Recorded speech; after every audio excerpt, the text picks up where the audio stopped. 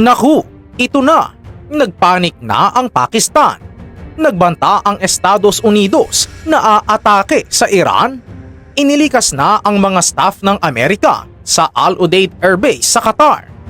Pero ang Iran, imbes na umatras, ay naglabas pa ng matinding babala. Oras na galawin sila ng Amerika, damay-damay na ang lahat ng kaalyado ng US sa Middle East. Re-resback umano ang Iran sa anumang gagawing pag-atake ng Amerika at posibleng idamay ang Saudi Arabia at UAE. Sila rin ba ang susunod na target? Samantala, dumanak na ang dugo sa mga kalsada ng Tehran. Ayon sa mga ulat, umabot na sa 12,000 katao ang nasawi sa gitna ng malupit na crackdown ng rehimen laban sa sarili nitong mamamayan.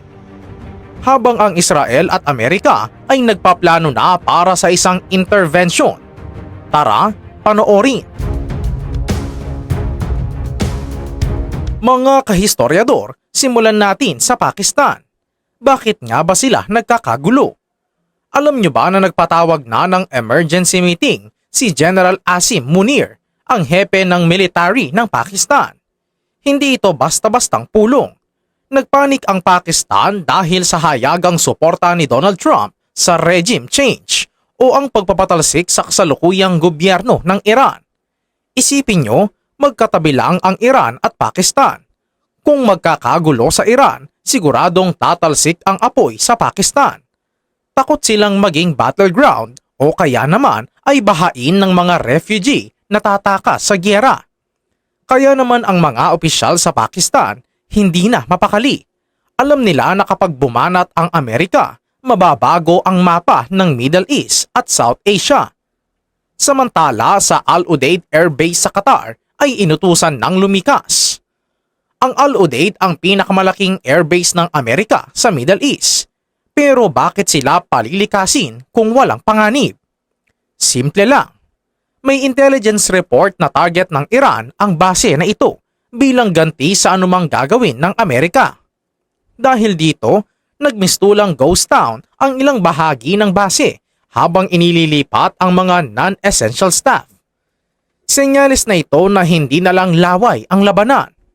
Naghahanda na ang US para sa posibleng pag-atake ng Iran o kaya naman ay para sa kanilang sariling opensiba. Pero bakit nga ba umabot sa ganito? Ano ang naging mitsa? Mga kahistoryador, kahapon lamang, ayon sa Daily Mail, mahigit 12,000 katao na ang nasawi sa mga protesta. 12,000, isipin nyo ang dami niyan. Bagamat ang sabi ng gobyerno ng Iran ay 2,000 lang ang patay, hindi maitatago ang katotohanan na dumanak ang dugo.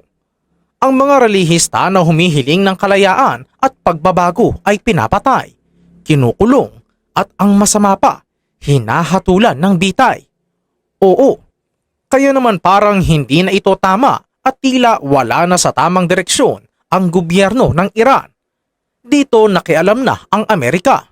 Nagbabala si Trump sa CBS News na ang Amerika ay gagawa ng very strong action kung itutuloy ng Iran ang pagbitay sa mga protesters. Alam natin ang estilo ni Trump, direkta at walang paligoy-ligoy. Sinabi niya na hindi hahayaan ng Amerika na magpatuloy ang ganitong klaseng kalupitan.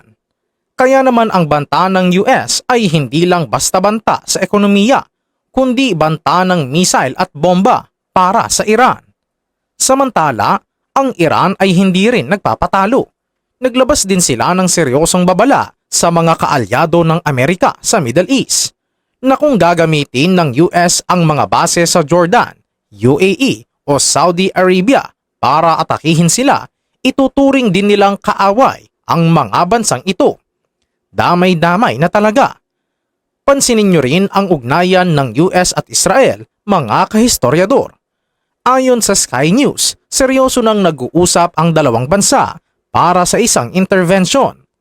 Ang Israel ay matagal nang gustong tapusin ang nuclear program ng Iran. Ngayon na nagkakagulo sa loob ng Iran, nakikita nila ito bilang pagkakataon para tuluyang pahinain ang kanilang mortal na kaaway. Kaya ang tanong ng marami, atake na ba talaga ang kasunod? Dahil dito, ang buong rehiyon ay nakakasana ang mga armas. Habang ang mga lider nila ay nakikipag-asaran sa Amerika, ang mga mamamayan naman ay nagdurusa. Isang hero demonstrator ang nakaharap sa execution anumang oras. Ito ang nagpapakulo sa dugo ng international community. Kaya naman ang panawagan para sa regime change ay lalong lumalakas. Pero ang Iran, matigas ang paninindigan. Handa silang lumaban hanggang sa huli. Sabi nga ng kanilang mga opisyal, handa silang sunugin ang mga base ng Amerika sa buong rehiyon. Pansinin nyo ang pattern. Una, nagkaroon ng mga protesta dahil sa hirap ng buhay at kawalan ng kalayaan. Pangalawa, gumamit ng dahas ang gobyerno, 12,000 ang patay. Pangatlo, pumasok ang Amerika at nagbanta ng atake. Pang-apat, nag-evacuate na ang mga staff sa Qatar. At panglima, nagpanik na ang mga karatig bansa tulad ng Pakistan. Ang lahat ng ito ay patungo sa isang direksyon, isang malaking pagsabog ng tensyon. Dahil dito, ang mga simpleng Pilipino na nagtatrabaho sa Middle East ay dapat ding maging alerto. Hindi biro ang 12,000 na namatay. Hindi biro ang banta ni Trump. At lalong hindi biro ang paglikas ng mga US staff sa Qatar. Kapag ang Amerika ang nagsimulang mag-evacuate, ibig sabihin niyan, may inaasahan silang malaking pagsabog. Samantala, ang Iran ay patuloy na nagmamatigas. Sinasabi nila na ang Amerika ang nanghihimasok sa kanilang internal na problema. Pero ang sagot ni Trump, hindi pwedeng pumatay ng sariling mamamayan nang walang parusa. Alam niyo ba na ang bawat kilos ngayon sa Tehran ay binabantayan ng mga satellites ng Amerika at Israel? Walang galaw ang Iran na hindi nakikita. Pero kahit ganun, tila wala silang takot.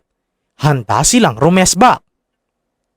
Dahil sa mga kaganapang ito, hindi na natin maitatanggi na ang mundo ay nasa bingit ng panganib.